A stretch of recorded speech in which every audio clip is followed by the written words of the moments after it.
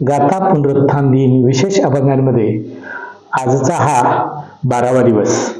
आजच्या दिवशी आपण तुकोबरायांच्या गाथेतील 4 चरणाचा अभंग या ठिकाणी निवडलेला आहे. सकळीच्या पाया माझी विनवणी मस्तक चरणी ठेवीत असे, आहो श्रोते वक्ते सकळ ही जन खरे पारखून बांधा गाठी.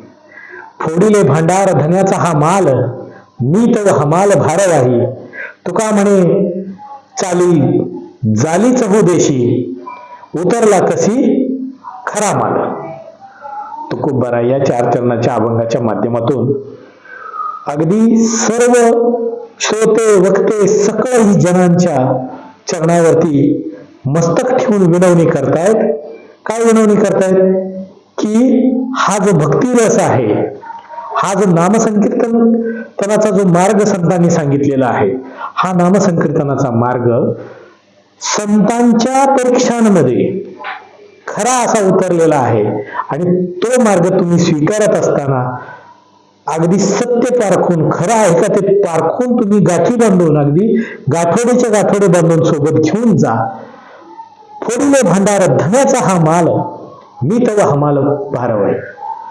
हे जे संत साहित्याचं जे भांडार आहे, हे भांडार मी या ठिकाणी फोडलंय. आणि ह्या भांडाराचा मालक कोण आहे तर तो पंढरपूरचा पांडुरंग, जो विठेवर कटेवरती हात ठेवून गेल्या 28 युगांपासून उभा आहे. तो पंढरीचा पांडुरंग या भांडाराचा, संत साहित्याच्या भांडाराचा तो मालक आहे.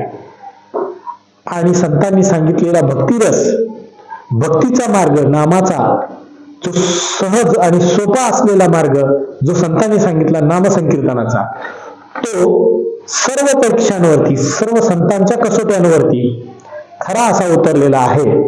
तुका म्हणे वाली जाली चहू देशी, उतरला कशी खरा माल.